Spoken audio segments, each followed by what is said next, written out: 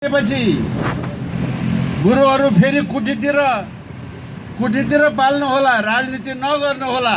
यो अलिकति फोहोरी खेल पनि छ। गुरुहरूले धेरै फोहोरी खेल खेल्नु हुँदैन।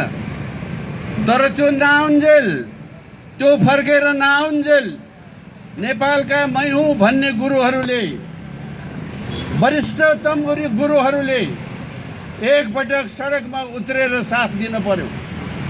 आम 94% ओमकार परिवारका गुरुजनहरूले, बुद्धका गुरुजनहरूले, किराँत वंशका किराँत प्रदेशका गुरुजनहरूले सबैले एकपटक साथ दिनुभयो भने यसरी नै अहिले युवाहरूले मुलुकभरि उठाएको जस्तै अभियानमा र अहिले हामीले गरेको काममा यस्तो अभूतपूर्व साथ दिने हो भने यस्तो फुच्चे फाच्चे सरकारलाई हटाउनलाई बेर लाग्दैन।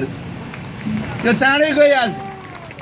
यो झेली जाली फुच्चे फाच्चे सरकार हो। जाल र झेल सफल हुन्जेल मात्रै हुने कुरा हो।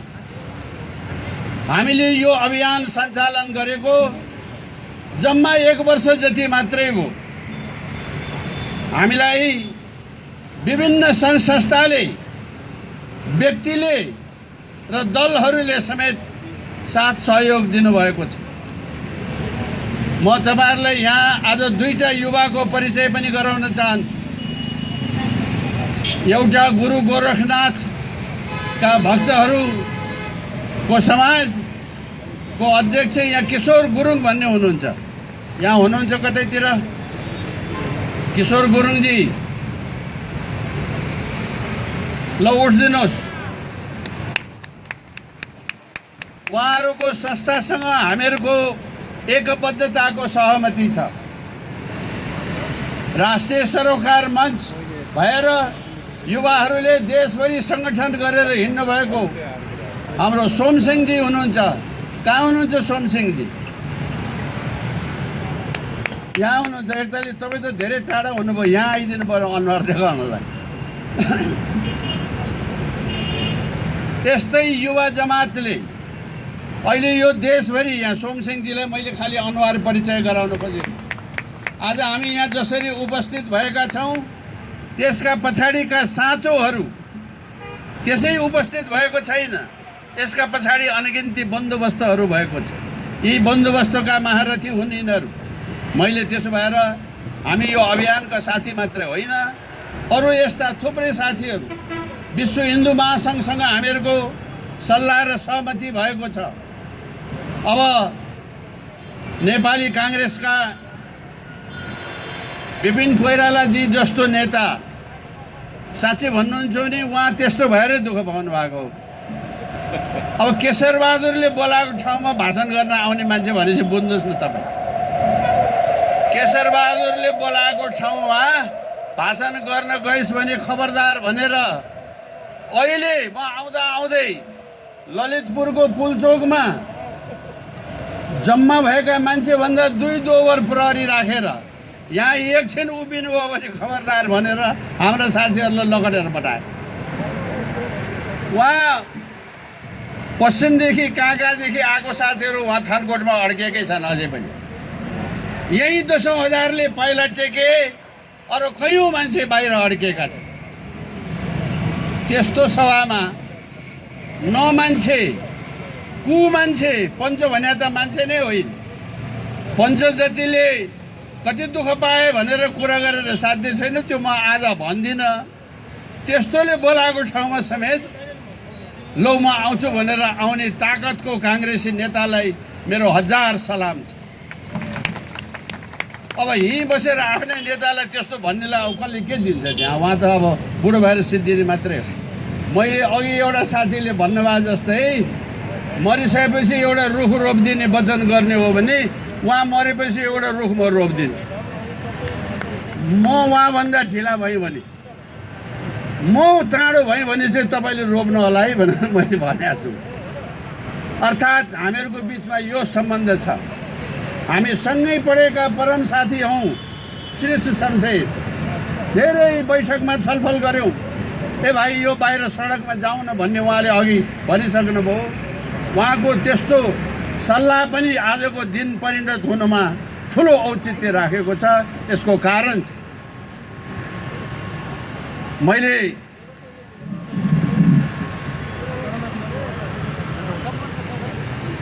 हिजो अस्ति हाम्रो छिमेकी मुलुकको एउटा परराष्ट्र सचिव नेपाल आउनुभएछ।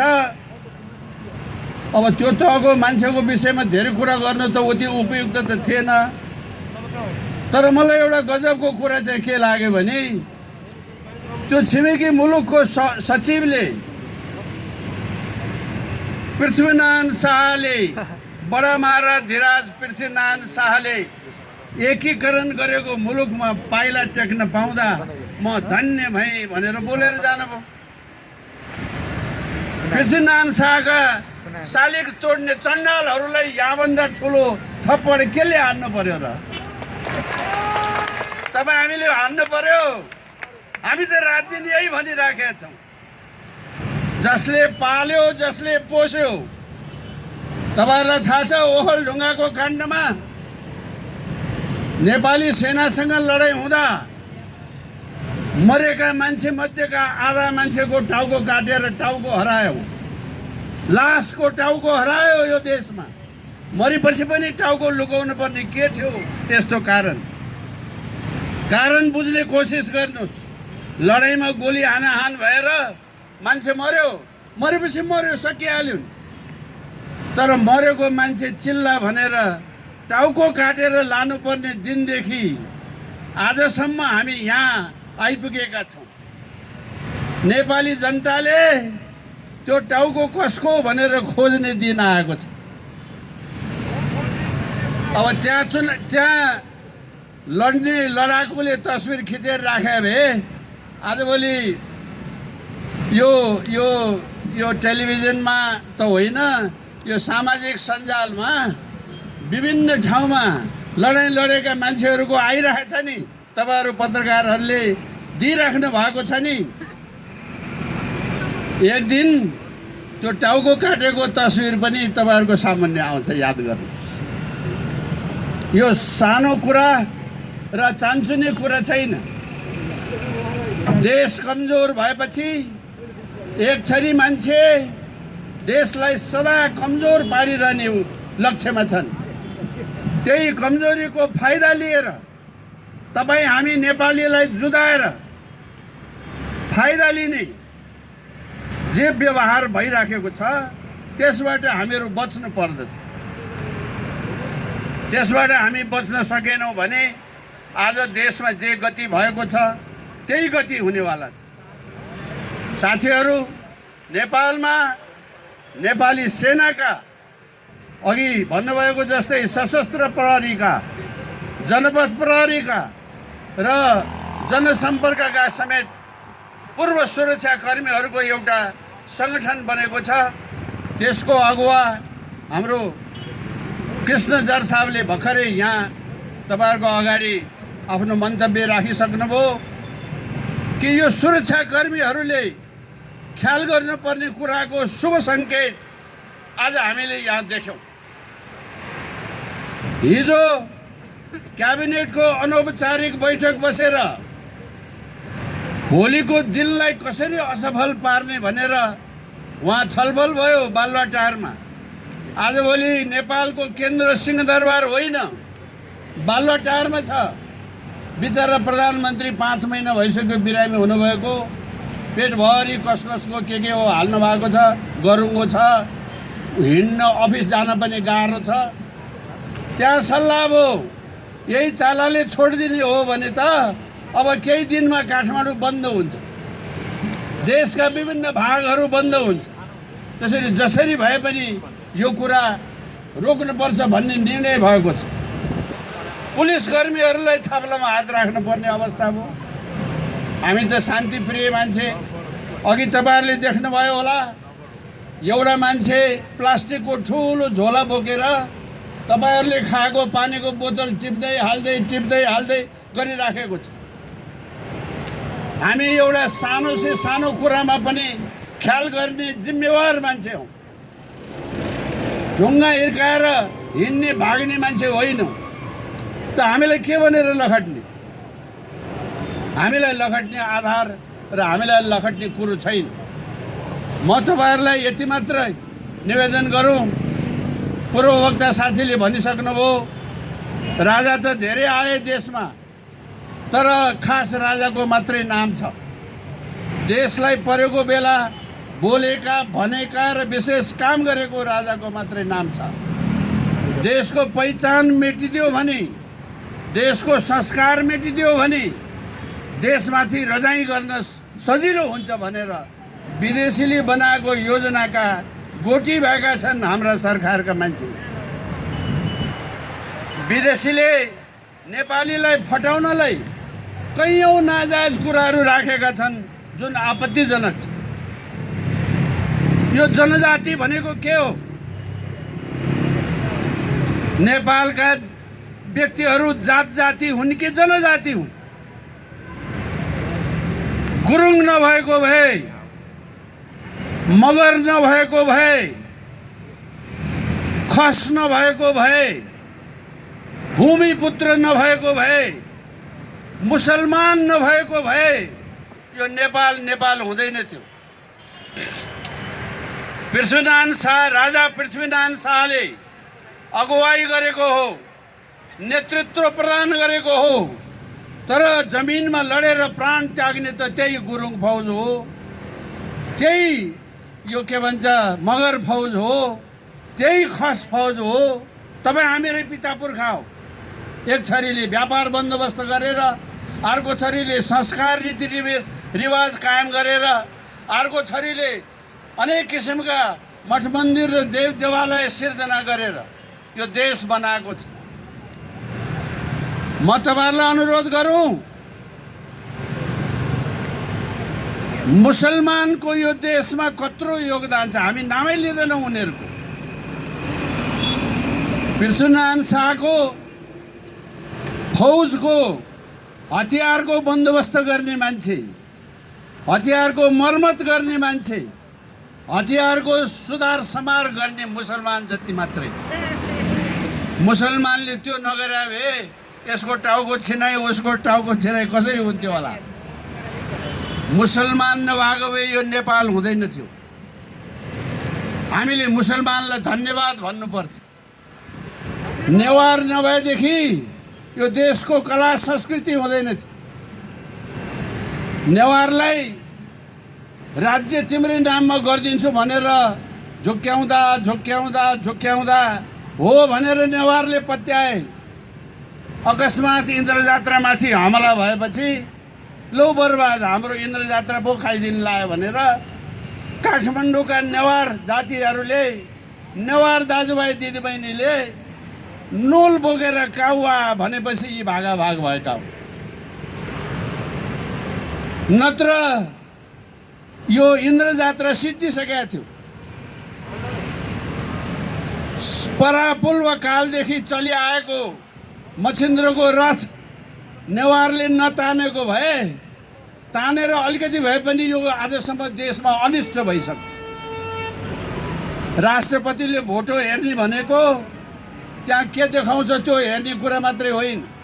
राजाले हेर्ने भनेको, राजाले खड्ग साट्ने भनेको यो देशको भूमिको पुत्रको यो के भन्छ पूजा गर्ने चिज।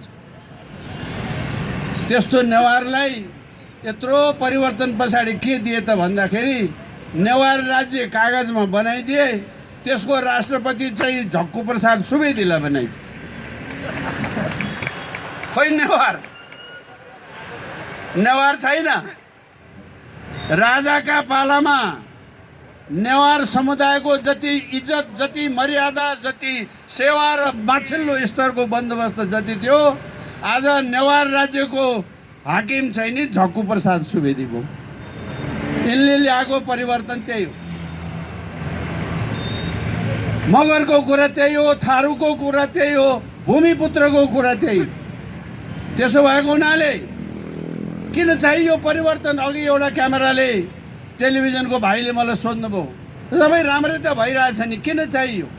जानुहोस् एकताली जनजातिको कति आँसु झरेको छ त्यो हेरेर आउनुहोस्, अनि मलाई प्रश्न गर्नुहोस्।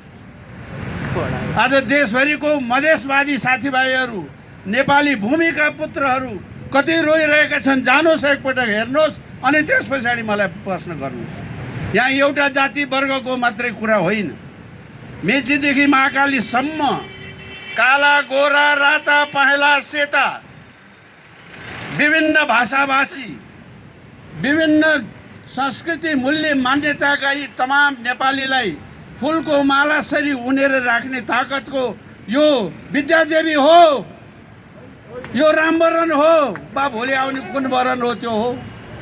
राज संस्थाले देखि बाहेक अर्कोले यो काम गर्न सक्दैन।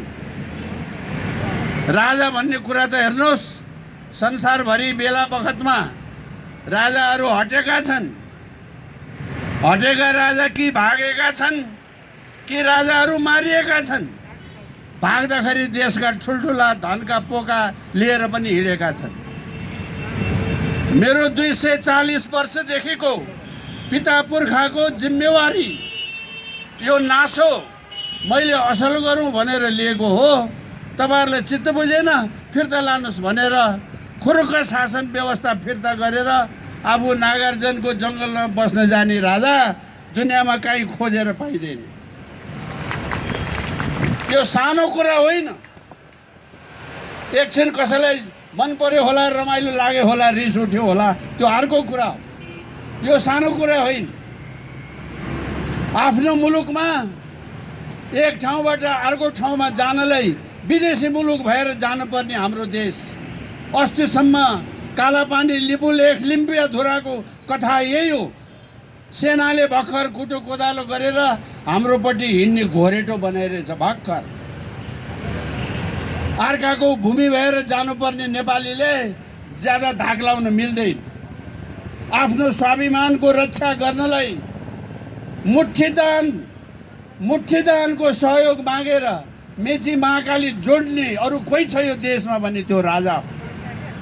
यी लफङ्गा त कस्ता भए भने एसियामै नभएको एउटा पोलको पुल कर्णाली अञ्चलमा बनेर ठिक्क पिच गरी सिद्धिया थियो। व्यवस्थाको परिवर्तन भयो, शिलापत्रमा नाम लेखेर उद्घाटन गर्न दौड्यो एउटा फटा प्रधानमन्त्री। बनाउने बेला राजाले बनाए, उद्घाटन गर्न दौड्यो, पहिले मेरो नाम त्यहाँ राखिहाल भनेर। यो भविष्यको सन्तानलाई झुक्क्याउने कुरा, यस्तो झुक्क्याएर हुँदैन।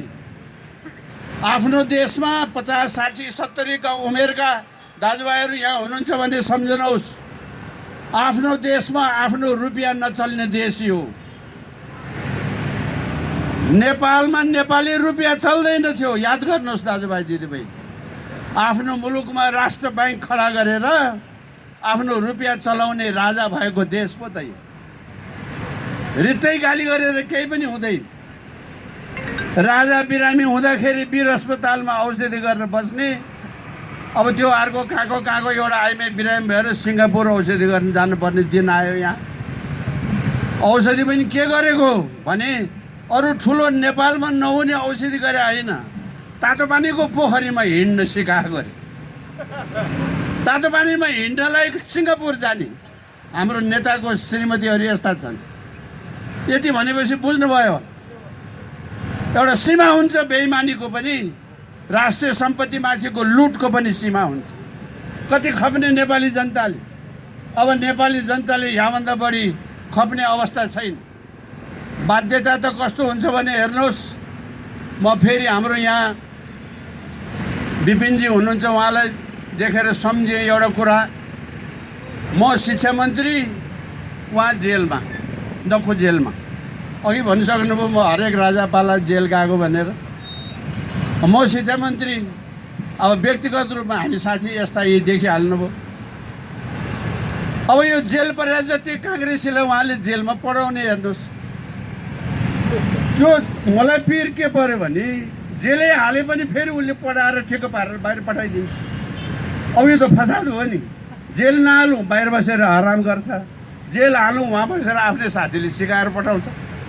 यो त बडा फसाद हो। अनि उहाँलाई जिस्काउने हामीले गऱ्यौँ। पछि हाम्रो विपिन कोइरालाजीलाई काङ्ग्रेसले पनि त्यही भनेर जिस्काउँछ, म पनि त्यही भनेर जिस्काउँछु। Mister Bipin Koirala vice chancellor of the जेल युनिभर्सिटी भनेर हामी उहाँलाई त्यसरी जिस्काउँथ्यौँ। जेलमा बसिरहेको छ, मान्छेलाई हराएको छ, सिकाएको छ, पठाएको छ, आइरहेको। तर राजनीतिक जीवन चाहिँ हाम्रो यस्तो सङ्गतको यस्तो सुन्दर अवस्था आजको दिन इनले बाहुन र छेत्रीलाई, छेत्री र नेवारलाई, नेवार र गुरुङलाई, गुरुङ र मगरलाई, मधेसीलाई हिमालीलाई, हिमालीलाई मधेसीलाई जो फटाउने, मास्ने, बिगार्ने, कसैको अनुहार नहेर्ने जो बनाएको छ, त्यो सकली नेपाल त्यस्तो हुनसक्छ? हुँदैन। यो नेपाल सबै नेपालीको नेपाल हो। यो पूर्वीय दर्शन र सिद्धान्तमा जग भएको देश हो। पूर्वीय दर्शन भने कस्तो भने छिमेकी देशको प्रधानमन्त्री हुनुहुन्छ आदरणीय मोदीजी। मोदीजीको पुरा नाम दामोदर दास मोदी। नेपालको दामोदर कुण्डमा 3 वर्ष तपस्या गरेर उहाँले आफ्नो नामै दामोदर दास राख्नुभएको। हिन्दुस्तानको प्रधानमन्त्री मोदीको नाम दामोदर दास मोदी यसकारण भएको कि उहाँ दामोदर कुण्डमा बसेर सेवा गर्नुभएको हुनाले। नेपाल यस्तो पुण्य भूमि हो। दुर्भाग्यवश हामी सांस्कृतिक हिसाबले यति परतन्त्रिक भयौँ। आज मेरो मरेको बाउ स्वर्ग जान्छ कि जान्न भन्नलाई पहिले मैले काशीमा गएर श्राद्ध गर्नुपर्ने भयो। काशीमा श्राद्ध गरेपछि चाहिँ बाउ स्वर्ग जाने। काशीमा श्राद्ध नगरे बाउ त बिचैमा हल्लिरहने। यो हाम्रो संस्कार यही हो, हाम्रो संस्कृति यही हो। मुक्तिनाथमा श्राद्ध गरेर बाउ स्वर्ग जाने किन नहुने? दामोदर दासको त मैले कुरा बताएँ तपाईँलाई। आफ्नै हिरा नचिन्ने मान्छे भयौँ हामीहरू। मैले उदाहरणको लागि भनेको नजानी मान्छेलाई फस्ने सांस्कृतिक हिसाबले हामी सिद्धिसकेको देश। नेपालका देउतालाई नरिवल मनपर्छ भनेर कसले भन्यो? जुन देशमा नरिवल फल्दैन, नरिवल नचढाइकन नेपाली देउता खुसी हुँदैन। यो के भएको? यो नरिवल चढाए यहाँ गुरु हुनुहुन्छ, पछि छलफल गरौँला। तर के नरिवल चढाएपछि मात्रै देउता खुसी हुने हो? हाम्रो त हेर्नुहोस्, इन्द्र जात्रामा भैरवीले रक्सी खाएर नाच्ने देश भयो त। त्यो रक्सी नखाए त जात्रा चल्दैन भाइ। हाम्रो भगवान् भैरव खुसी हुनुहुन्न भाइ। बदमासी गरेर नखाऊ पो भने त यो त श्राद्धमा चल्ने चिज हो त। मैले जे गरेँ त्यही मात्रै राम्रो भन्ने भ्रम कसैले नहोस्। सबैको संस्कारको, सबैको संस्कृतिको इज्जत गर्ने परम्परा होस्। यो इज्जत गर्ने परम्पराले मात्रै नेपाललाई बलियो बनाउँछ, अन्यथा नेपाल कमजोर हुन्छ। अहिले अब यतिका साथीहरूको कुरा सुनिसक्नुभयो। मैले त सयौं पटक टेलिभिजनमा लामो लामो कुरा भनेको छु। फुर्सद हुने साथीहरूले त्यहाँ पनि सुन्नुभएकै होला। पुनः एकपटक टाढा टाढा फर्किनुपर्ने साथीहरू पनि हुनुहुन्छ। आज 10औं हजारले त्यहाँबाट यसरी मार्च गरेर यहाँसम्म आइदिँदा अब यिनलाई आँखा खुल्यो होला भन्ने आशा लागेको छ। आँखा खुलेको छैन भने हामी आँखा खुलाउँछौँ। त्यति गरेर पनि मान्दैनौँ भने हामीले यो संविधान च्यात्नुपर्ने अवस्था हुन्छ। म तपाईँलाई जाँदा जाँदै एउटा कुरा भन्छु। जुन ठाउँमा आज म यहाँ उभिएको छु, ऊ मेरो देब्रेपट्टिको यो मूल सडकमा यो संविधान लागू हुनुभन्दा अघि 1 हप्ता अघि राप्रपाका 3टा अध्यक्ष मध्येको एउटा अध्यक्षसँग म यही देब्रेपट्टि बसेर यो संविधानको खिलाफ र संविधानको विरोध गरेर बसेको थिएँ। मलाई अरूलाई जस्तै पुलिसले लट्ठी हिर्कायो, टेयर ग्यास छोड्यो। अहिले यो ढोका फेरियो, यो एभरेस्ट होटेलको अर्कै ढोका थियो, त्यही ढोकामा म लम्बसार परेको मान्छे हुँ। यो संविधान ठिक छैन, यो संविधान लागू गर्न हुन्न भनेर म यता ढोकामा लम्बसार परि। भोलिपल्ट मैले नेता मानेको मान्छे त विश्वको उत्कृष्ट संविधान भनेर हिँड्यो। के खायो के खायो। खाइसकेपछि अहिले फेरि थन्को लाग्यो। थन्को लागेर देशभरिका युवाले अब फेरि राजा आऊ के हो भन्न थाले। अघि न राजा आऊ देश बचाऊ चाहिँ नभन्नु भन्नुभयो, यो सही भन्नुभयो। जनताले राजा ल्याऊ देश बचाऊ भन्नुपर्छ। देशभरि यो उभार चल्न थालेपछि हाम्रो पार्टीले गरे भनेर घरमा बसेर फेरि भाषण गर्यो बा। ए बाबा यो त अत्याचारै भयो नि। ऊ यहाँ बसेर लट्ठी खाने, म जिउँदैछु। लट्ठी खाएको भोलिपल्ट उत्कृष्ट संविधान भनेर मन्त्री खाएको, उप प्रधानमन्त्री खाएको, ऊ पनि जिउँदैछ। अहिले उप प्रधानमन्त्री पद सक्यो, जनताले राजा खोजे, यो मैले गराएको भन्न पनि फेरि उही पहिले आएको। अब यस्तो संसार छ यहाँ नेपाली राजनीतिमा, यस्तो संसार छ नेपाली राजनीतिमा। त्यसो भएको हुनाले सारा मान्छेले यो कुरा बुझिसके है। अब ढाँटिनु पर्ने, झुक्किनु पर्ने कुरा छैन। त्यसो भएको हुनाले यो अभियान कायम राखौँ। यो अभियानमा सक्रिय सहयोग गर्नुहुने सम्पूर्णलाई मेरो हृदयदेखिको धन्यवाद छ। मेरो दाँत असाध्यै चिलाएको थियो, साह्रै धेरै कुरा भन्न मन थियो, तर अब यो साँझ पनि पर्न लाग्यो, टाढा धेरै फर्किनु पर्ने छ। तपाईँहरू सबैलाई आफ्नो आफ्नो काम पनि बाँकी भएको हुनाले पछि फेरि हामी साथमा गरौँला। एकपटक फेरि आज हाम्रो आग्रहलाई स्वीकार गरेर म सम्पूर्ण राष्ट्रिय शक्ति नेपालका नेतागणको तर्फबाट हाम्रा 4 जना अतिथि र गुरुलाई मुरी धन्यवाद दिँदै बिदा हुन चाहन्छु। धेरै धन्यवाद।